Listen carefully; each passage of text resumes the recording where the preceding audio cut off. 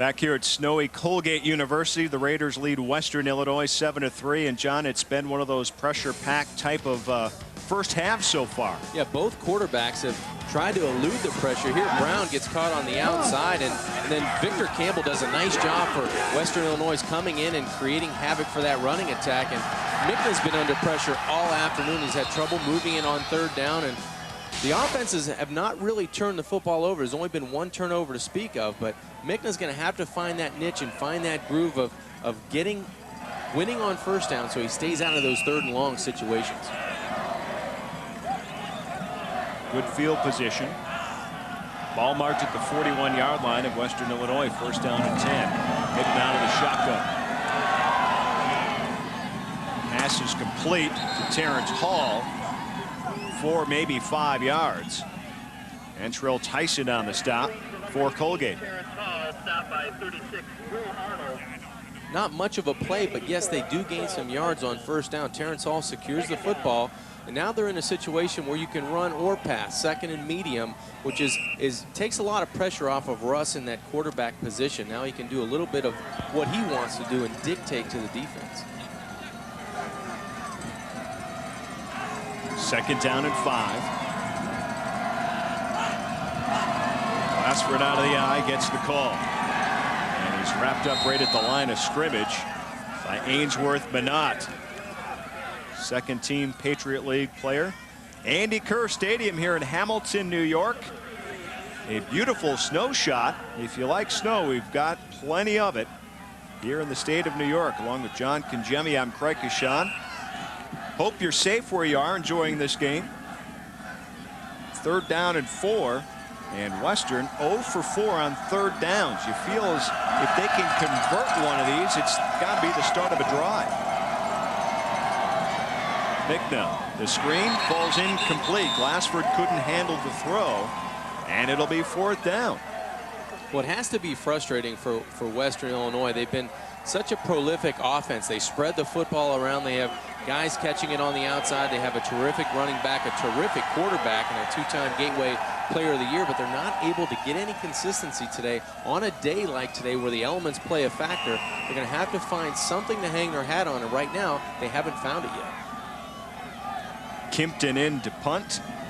J.B. Gerald stands near his own 20-yard line.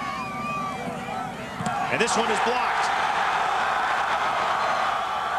Colgate's got the football. Porter picked it up. And now it's going to be Colgate football. So big-time special teams steps right in, and here's another look. Well, coming free off the top is 44, Matt Speck. He gets the football clean, tries to pick it up, but it's tough to pick it up. His partner's right behind him, Porter, the strong safety, but credit Speck for coming through untouched. And that's the biggest play of this football game so far in the second quarter. A nice job, and more importantly, great field position for Colgate. No question about that. It's first down and 10 from the 27-yard line of Western. And this time they'll throw it back. Brown, the lateral back, goes out for the pass this time. J.B. Gerald is going to throw back to his quarterback. A little razzle-dazzle here to mix it up. Interesting in great field position. And that's a tough play to complete on a nice day. Chris Brown throws it outside to J.B. Gerald, and he tries to heave it back to the short side. Actually a good throw back, but 26 in white. A nice job on the play by Shannon Fitzhugh of staying at home for Western Illinois. Gerald was a quarterback as a freshman, so he's handled the football at least through some practices here at Colgate. It's time to call the Branch on second down and 10. Grinds out maybe 3 or 4 yards. Phil Archer the stop.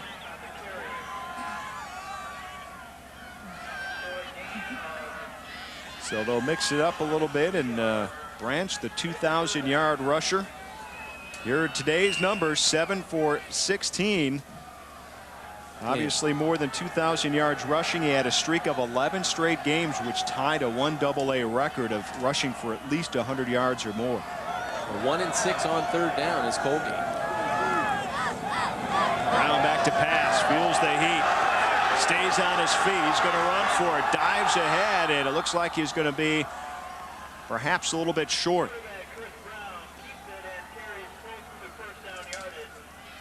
And they're going to mark it 4th down and about 1. The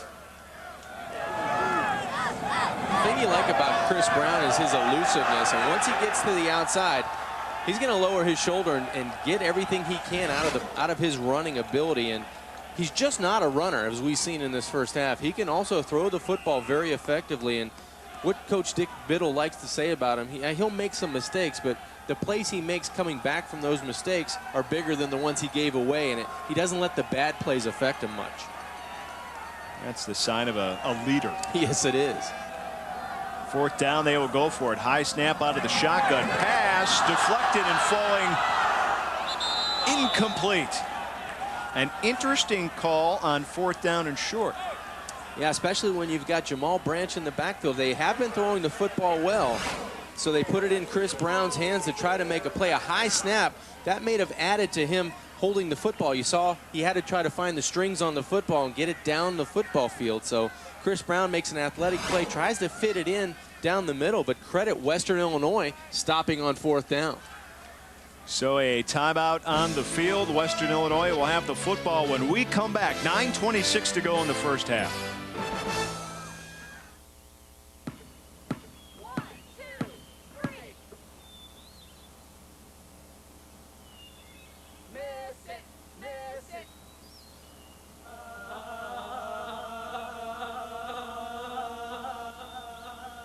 Home is where the hoop is. With ESPN Full Court, you'll get the most out of the second half of the college basketball season. To order, call your local cable company.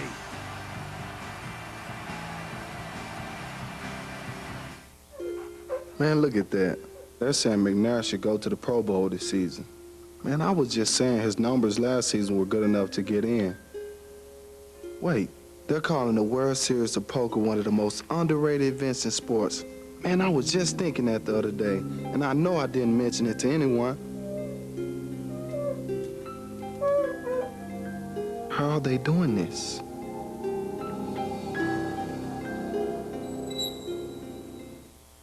I have to focus, gather everything I've learned, all my successes, all my sacrifices, all my pain, and concentrate that energy into one moment. That's a moment I'll use every single day of my life. There are 360,000 NCAA student athletes, and just about all of us will be going pro in something other than sports. And there are the assistant coaches among the group. The offensive coordinator, Mike Foley, upstairs. For Colgate, they are protected from the snow and passing long on 4th down and 1 deep inside Western Illinois territory. That pass falls incomplete. Yeah, I think they may want that play back. You know, that's a very important play to try to continue driving, get a score when you can. When you get instant field position, they came away with nothing. Bicknell, a lot of time over the middle. Passes complete to Reggie Gray. And there's the big play the Leathernecks have been looking for. Gain of 25. Brian Anderson brings him down. Well, best throw of the afternoon by Russ Mickna. He has a great feel and great presence in the pocket. Watch him step up. He lets his wide receiver clear the linebackers, and he hits him dead in stride. Reggie Gray going from right to left. He almost eludes the tackle of number 3, Anderson, the cornerback, but Gray does a nice job of catching the football, securing it. Now Western has instant field position. You could tell Gray is taking the short strides on this slick field because he had some room to run on some green grass. Another pass over the middle, and this one falls incomplete. He's looking for Terrence Hall this time. And let's get an update from Delaware, where they have now grabbed a 17-0 lead over Northern Iowa. Again, a first quarter score. Northern Iowa used to playing in the Dome. Yeah, I think so. They're playing in these elements as well. Lots of snow there, just as much or maybe even more than we have here today.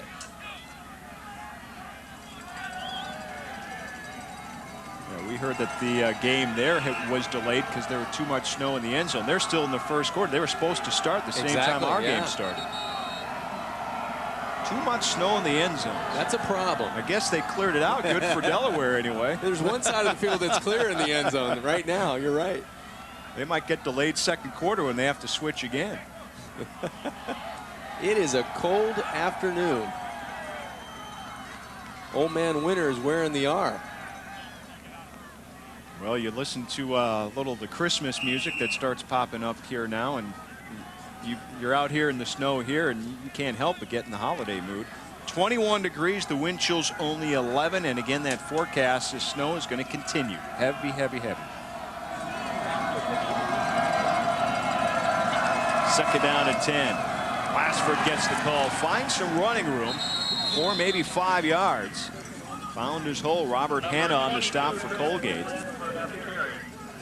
Boy, great job by center Ryan Soule, number 65, just wielding people out of the middle. And then Travis Glassford does a nice job of putting his shoulders, his pad level low, and getting north and south. Some positive yardage out of that running game for Western Illinois. Excellent job by that line of on the line of scrimmage by Soule. Another third down situation for the Leathernecks.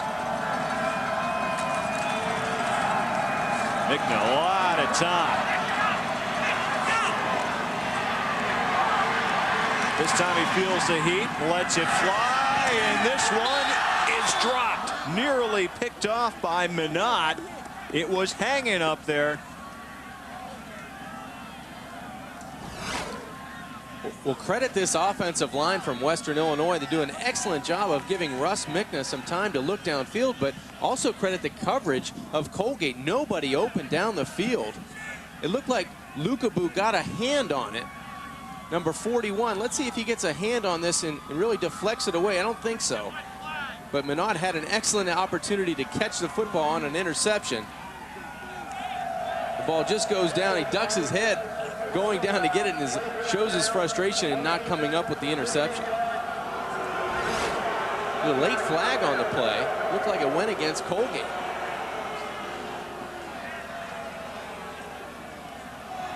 Roughing the passer, the call on Colgate. Jeff Gallatly in pursuit, number 67. May have roughed him out of bounds after he threw that football. Yeah, initially we didn't see that. This time Yellen gets the call. Bounces off would-be tacklers and finally brought down behind the line of scrimmage. That's back there. And Josh Sabo of Colgate doing their job on that front line. Well, it seems like when both offenses make a play, the defenses have been responding on the next play, and nowhere to run the football for Matt Yellen. He bounces it off the right side first, runs into the back of his own lineman. Now he tries to go back to the outside, but Josh Sabo will have nothing of it. Sabo, first team Patriot League, also picked for the 1AA All-Star team. Just looks like a defensive day, doesn't it, today? Oh, yeah. These guys are loving it. So loss makes it a second down and 13. Mickna fakes. Pressure. Dumps the pass. Yellen's got it. Lukabu brings him down. And it's going to be about third down and 3 from near the 30-yard line. The two-time Patriot Player of the Year staying at home. That's Lukabu, the linebacker. Nice catch by Matt Yellen. Yellen delivers a good pop that time, but Lukabu brings him down. Mickna with a nice play fake on the outside. Very impressed with how many athletes on the field in skilled positions making plays in tough conditions today. And Lukabu from the Congo, Africa originally. His brother, a defensive end at Rutgers. Football's in the family. Glassford straight ahead. Tries to pick up the first down. And it may be close. Western looking for their first pickup on a third down play. And it is a first down. So they're grinding it out. Used a big roughing the passer penalty to keep this drive alive initially. Now picking up the first down on third down. Yeah, exactly. We didn't really see it. It looked like a good play initially, but the roughing the passer penalty keeps this alive and gets Glassford only 10 yards, way below his average of 4.6 on the season. But it's been tough sledding, and Western trying to get some confidence now after converting their first third down of the afternoon. It has not been a runner's day here. Not it's at been all. a passer-receiver day at best. This time Glassford, big hit. And a nice run, however. Minot laying some wood down on Western Illinois' running back. Craig, I think it could become a runner's day as this game goes on, because if you can win the battle at the line of scrimmage and get a crease inside the tackles, the running backs going north and south, it seems like you're going to be catching as a defender today, and you'll be carried a couple more yards by Travis Glassford on that play. He actually delivered the punch and moves it down into a 2nd and short. Nice pickup, nearly 9 yards for Glassford. Ball now on the 18-yard line of the Raiders. This time Yellen gets the call straight ahead, looking for the first down. And he might be right at the yard marker, and a very late flag comes flying in again. Ryan Miller, the stop, the linebacker for Colgate. And Lukaboo of the Raiders is pointing towards Western this time. And it is a personal foul call on the Leathernecks. This may negate a first down. Yeah, they had a nice drive going, 8 plays, close to 65 yards, and now the personal foul will bring Western Illinois backwards. After the play, personal foul on the offense, 15 yards from the dead ball spot, remains third down. Does not make Don Patterson happy on the sideline at all. And you can tell Don Patterson is a disciplinarian. He spent 20 years on that staff at Iowa with Hayden Fry. He replaced Bill Snyder as the offensive coordinator and quarterbacks coach, and was on that staff with Barry Alvarez. And he seems like quite confident in his beliefs and what he wants to do with this team. And he wants to know who that's on so he can talk to him when he gets to the sidelines. Well, when he had his chance to become a head coach here at Western Illinois, he certainly has made the most of his time. Again, 41-17 coming in his 5 years, 3 NCAA tournament appearances, and it looks like we have a timeout called by Western, or not? Yeah, I believe Glassford called the timeout and having a conversation on the sidelines with Coach Patterson. I think one of the things he looks from my vantage point like he's pointing to is that ball spotted in the right place. We're also going to bring up the fact that we've been fairly penalty free. We've seen some late flags pop in. Western Illinois averaging 8 penalties a game. And we will take a timeout here and come back to Colgate University. The Raiders lead the Leathernecks 7-3. Introducing the first installment of the Inside XTV. 160,000 NCAA student athletes, and we're all training to perform in whatever we go on to do. Oh, there you go. You know, We've got him. You always We've got him. some bad apples or strange apples in the bunch, don't you? I'm glad John Kennering's in the truck, because he might be out there, one of the guys in the truck. Well, that's all right. It's that's what college is all about, isn't it? I think so. Having a good time, and both teams look like they're having a good time, enjoying the beverage of your choice and having a good time watching college football. The hat, the earmuffs, and the ski glasses on. Third down and long. There was a question on the time of the penalty, and now they have marked the ball as such for 3rd and 13. And Mickna with the screen pass to Glassford, and he picks up a first down just inside the 10-yard line. 22-yard pickup. You know what happens? Will Arnold comes on a corner blitz, and that evacuates the entire short side of the field. A great job by Travis Glassford of catching the football, keeping his feet, and Russ Mickna delivers again in a tough situation. They pick up 22 yards on the screen pass. So they overcome a big penalty that negated a first down and pick up their own first down here now, and ball marked at the 10-yard line, 1st and goal. Mickna back to pass, looks over the middle, a wide open receiver picks up the touchdown. Randall Boomer Moore puts Western Illinois out in front of Colgate with 4:21 to go in the second quarter. Well, you look for experience in that situation, and that's what Randall Boomer Moore gives you. The oldest player on this team, 26 years old, comes in and delivers. Nice throw by Russ Mickna, but a wide open Randall Moore for the touchdown. And Boomer Moore is his nickname, one of the few players on this team who goes by the nickname. Spent 6 years in the Navy out of high school and walked onto this football team, and has been a very, very nice addition as a backup tight end and a leader in the locker room.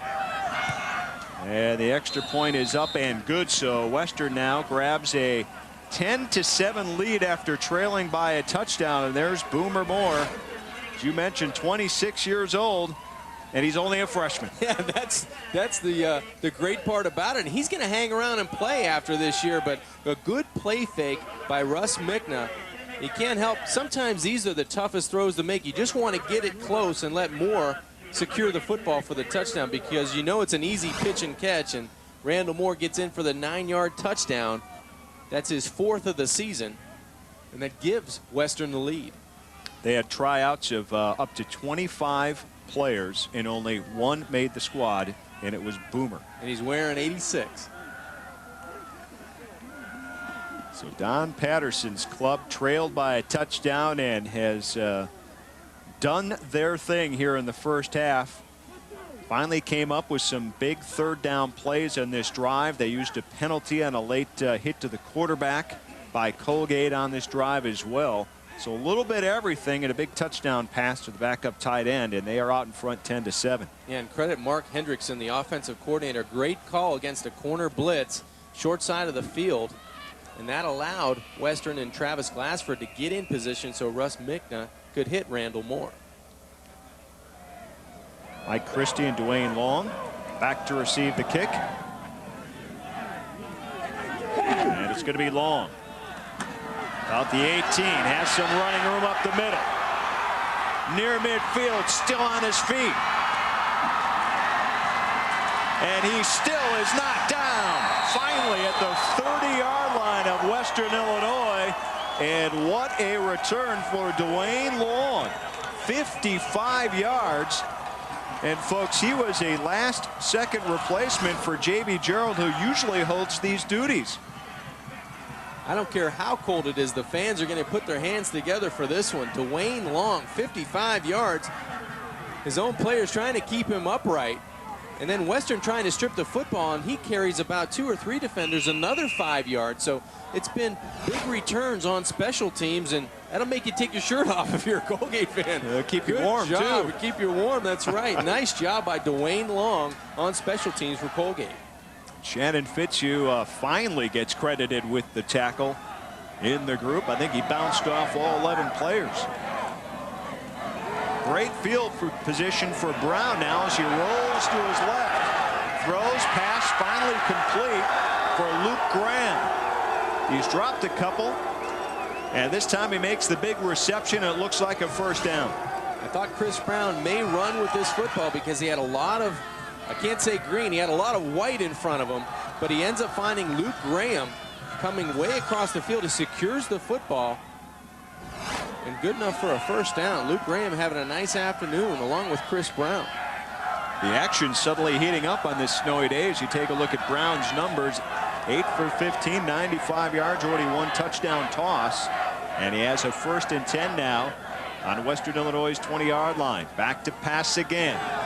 Looks over the middle, and it is complete to J.B. Gerald. Gain of about 7, maybe 8 yard lines, close to the 12-yard line. You know, Western Illinois came into the game with the throwing capabilities and the skill receivers and the big numbers, but it's been Colgate that I've been very impressed with their attack and throwing the football. And talking with their coaches yesterday, as the game wears on, that's when Jamal Branch's productivity starts to appear. And right now, you've seen a lot of J.B. Gerald and Luke Graham and a lot of mobility from Chris Brown. They like to think they come with the balanced attack in the first half, and it's been actually a little bit more passing here. Now Branch gets the call. Some of those passes open up the running game a bit, enough to pick up 3 or 4 yards and a first down. It'll be first down and goal for Colgate. Nice tackle by Mike O'Brien, but as you said, it did open up the crease up the middle, a little bit of room, and Jamal Branch doesn't need a lot of room to be productive. Ball marked at the 7-yard line, 1st and goal. Branch goes to the sideline. 156 yards to break the 1AA single season rushing record. He'll need a big effort the rest of the way to get those kind of yards. Brown on the keeper, straight ahead. Just shy of the end zone. Phil Archer on the stop. It's kind of waiting for that call because they've done a lot with Chris Brown to the left and to the right. The natural thing would be to run him right up the middle on the quarterback draw. He did a terrific job of keeping his feet and tackled finally by Phil Archer, the strong side linebacker. But Colgate knocking on the door. Looks like they're inside the 5-yard line. Brown will rush. He's scored 8 touchdowns on the ground and rushed for more than 400 yards. Ball marked at the 3-yard line, 2nd down and goal. Branch back in the game, gets the call, lowers his head, and he's very close. Looks like they'll mark him just shy of the end zone. Pickup of about 2. It'll be 3rd down and goal from the 1 or perhaps inside the 1. The Raiders did an excellent job on the left side of the line of scrimmage. They collapse everybody down from Western Illinois, and it looked like he just was about a yard short, a half a ball short of the goal line. It's so tough to tell if he can break the plane with all the snow that's covering the field and the wind conditions. A very tough job for the officials. You can see that defensive line of Western Illinois digging their cleats in the ground. Do anything to get their stance straight. Branch the call again. Finds a hole. Touchdown, Colgate. Branch scores his first touchdown of the game, and Colgate gets the lead back over Western Illinois. They answer the Leathernecks touchdown in a hurry. Make it 27 touchdowns on the season for Jamal Branch. 10 carries on the afternoon, 26 yards.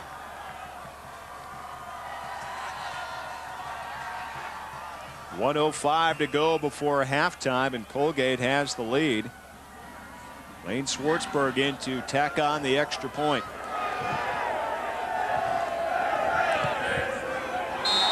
Right into your living room. Gets the extra point, and it's a 14-10 game.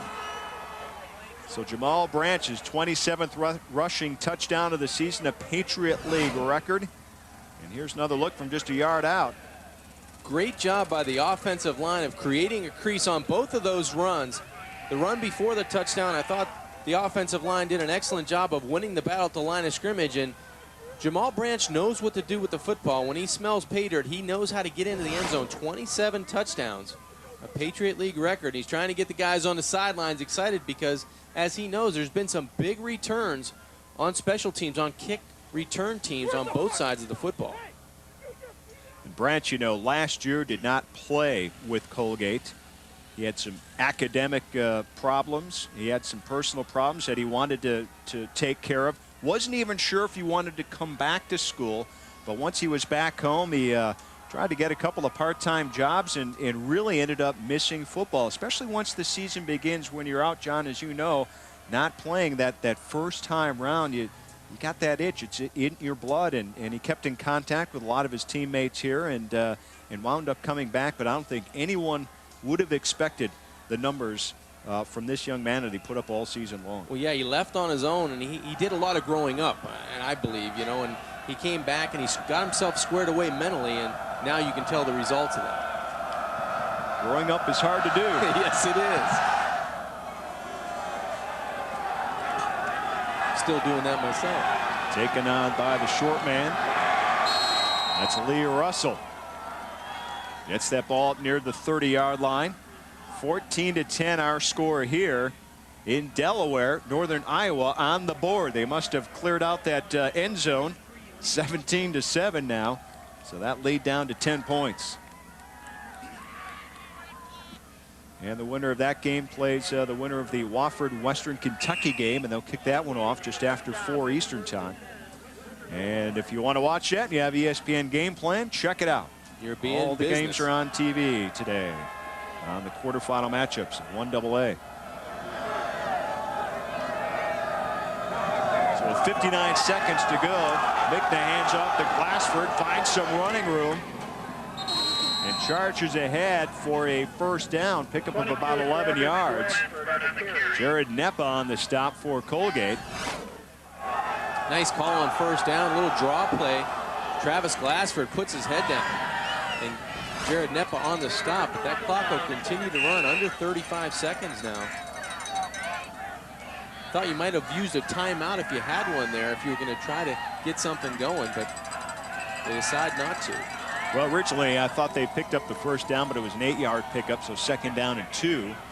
And this time Yellen gets the call straight ahead, and he gets out near midfield with 16 seconds to go. Brian Anderson the stop. I think you use the timeout on first down, and you get the automatic stoppage here with the first down, but they elect to use a timeout now. Talk about it on the sidelines. Russ Mickna came to the sidelines, talks to Coach Don Patterson 16 seconds before halftime. So they figure, for midfield, and it's one of those things, if you can get it out there and run in time and have a little bit of time left to try one or two things, what the heck? Well, I think they would have had that opportunity. They had about an opportunity to stop the clock with about 30 seconds left to go. And that would give them a couple of plays to get the ball to a Reggie Gray or a Terrence Hall coming across the middle, as they've had done earlier in the football game. And Western Illinois has 2 timeouts remaining. Down 14-10 in the first half of this game, playing in virtually bad weather for the first time all season long. They've done the job. They were down 7-0 and came out and took a 10-7 lead, but Colgate, after an outstanding kickoff return, had the short field to deal with. Well, you can tell we're down to 8 teams because both of these teams have battled adversity early in the game, and they've done a nice job of getting themselves in situations to make positive plays. So Western on first down and 10. Mickna looking downfield for Boomer. Bobbles it, and it is picked off. Sean McCune took the bobbled pass and intercepts the football with 6 seconds to go in the second quarter. A nice pass by Russ Mickna. Had a lot of time again, and he throws a high one down the sideline. Looked like it was going to be complete, but Randall Boomer Moore bobbles the football, and it comes into Sean McCune's arms. That's one of those in these elements. Boy, that ball Just is not on. soft either, is it? It's like a rock. So McCune gets the pick. First team All-Patriot League and captain at strong safety. And Brown takes a knee and will run out the clock here in the first half. Colgate 14-10, and it looks to me like they clearly take a lot of momentum into the locker room after scoring early in the first quarter and then having Western come back to score 10 unanswered. Colgate answers. And now the home team battling in the snow. We've had all kinds of action. Special teams, turnovers, and some nice touchdown catches and runs. 14-10 our score at halftime.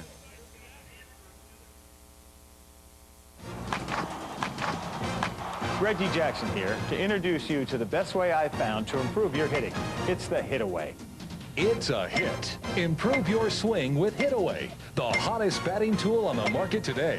The Hit Away promotes balance, timing, hand-eye coordination, muscle memory, and power mechanics through the simple process of repetitive hitting. Hit Away attaches easily to a tree, post, or pole and can be used indoors or out with no need for a net, cage, or fence. Throw the ball away from you, and here's the pitch. Every hit winds up the Hit Away so you can hit again and again. Take it from Mr. October. Groove your swing with the Hit Away. Hit Away for either baseball or softball can be yours for $29.95. And if you call in the next 10 minutes, you'll get our setup and batting tips video, Gorilla Gold Grip Enhancer, and a pair of genuine leather batting gloves absolutely free with your order. And Hit Away comes with a 100% satisfaction guarantee. Call now. It's a hit. Introducing Hit Away Junior, the fun, safe, and easy way to teach your little athlete to hit a ball. Perfect for indoors or out. You get 2 products in 1, T-Ball and Hit Away Junior. Start your child hitting a ball on the T-Ball stand, then graduate them to swinging the bat and hitting a moving ball. Here's how it works. Just toss the ball and there's the pitch. Every hit winds up so your child can practice hitting again and again. Your little slugger will be on the way to playing with the big boys by learning hand-eye coordination, balance, and even timing. Parents, no more pitching or chasing balls.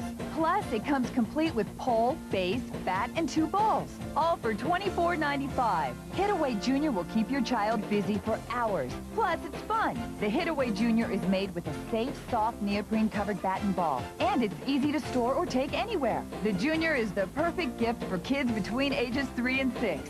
Call the number on your screen now to order.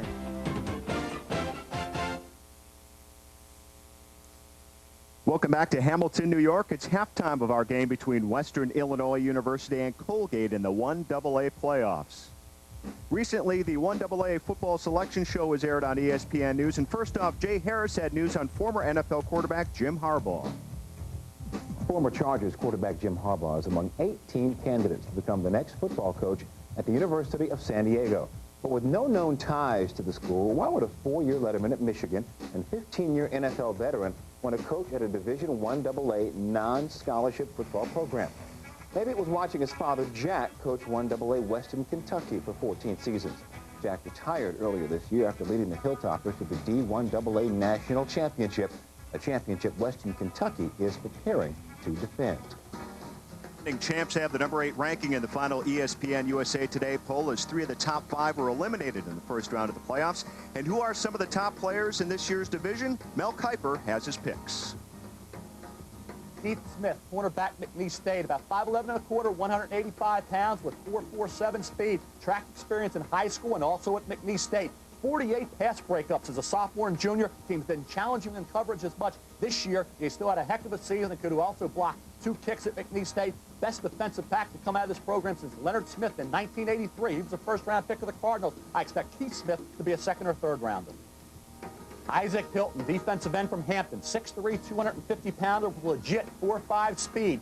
31 tackles for loss as a junior, dominant player in the MEAC. Also had 6 sacks in 1 game against Bowie State. This season, teams are going away from his side of the field. He's still their second leading tackler. With his pass rush ability off the edge, Isaac Hilton from Hampton could be a 3rd or 4th round draft choice. Jonathan Harrell, linebacker from Northern Iowa, program that sent guys like Kurt Warner, Brad Meester, Dedrick Ward to the NFL. When you look at Jonathan Harrell, solid prospect. He's played middle linebacker. He's played on the outside, 6'1½", about 227 pounds, very fast, very athletic. Had a minor injury this year, yet came back from it. First game off the injury list, 10 tackles. A kid who I think could be a 4th or 5th round draft choice. Chris Thompson, cornerback from Nicholls State, best special teams player by far in school history. 10 block kicks, 8 of which were punt blocks, and coverage teams lined their top receiver up on the opposite side of the field, respecting his man coverage skills. He leads the team with 79 tackles, 6 feet, 185 pounds, good size. If he proves he has the kind of recovery speed during workouts, Chris Thompson, because of the versatility on special teams, could be an intriguing 5th or 6th round pick. All right, those are Mel's picks, future stars out of 1AA. Halftime continues from Hamilton when we come back in just a moment. Big Ben Wallace. I think you're going in the wrong direction, right? Listen, dog, I'm beat. Some other time. Dog, huh? Let me tell you something. ESPN NBA basketball. I've lived the 24/7 mode, and I've achieved the ISO motion. I can clear the court to one side and take you 1-on-1. Though nobody is better than Reg. Haha. The way I dunk on you is gonna look unorthodox. Rated E for everyone. They're saying running back by committee is bad for football. I was just saying I see the relevance of committees, just not for running backs. Dan Patrick just used the word unitard in his column. I was just saying unitard is one of the most underutilized words in the English language. Wait, if I was thinking that, and they were thinking that.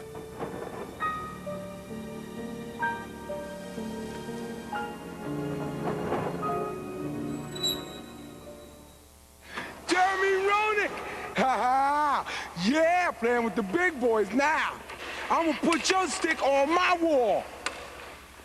Because I've been playing ESPN NHL hockey. I've done the skills competition. I'm fast, I'm agile, and I'm accurate. Don't get scared now. Don't get scared. Yeah, I know you're nervous. Rated E for everyone.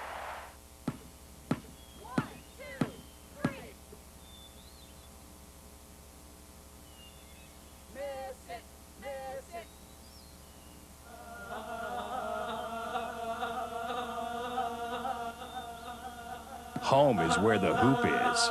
With ESPN Full Court, you'll get the most out of the second half of the college basketball season. To order, call your local cable company.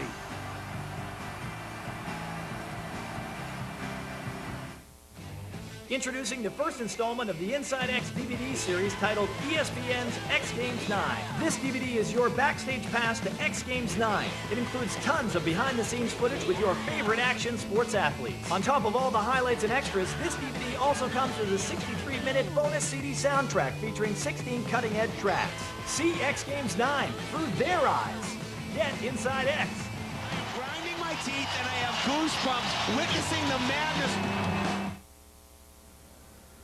Welcome back to Hamilton, New York. It is halftime. Colgate leading Western Illinois 14-10. I am joined by Rochelle Laney, the athletic director at Appalachian State's also on the football committee here for NCAA Division I AA. And Rochelle, thanks for joining us. And I got to give it to you. You were down on the field the whole first half. Well, it was enjoyable. I wanted to be down there to experience it just like the student athlete. But no, my hat's off to Colgate. Their staff, they've done a wonderful job making the field playable the best that they can given these conditions. And the student athletes have gone out and played a terrific half of football.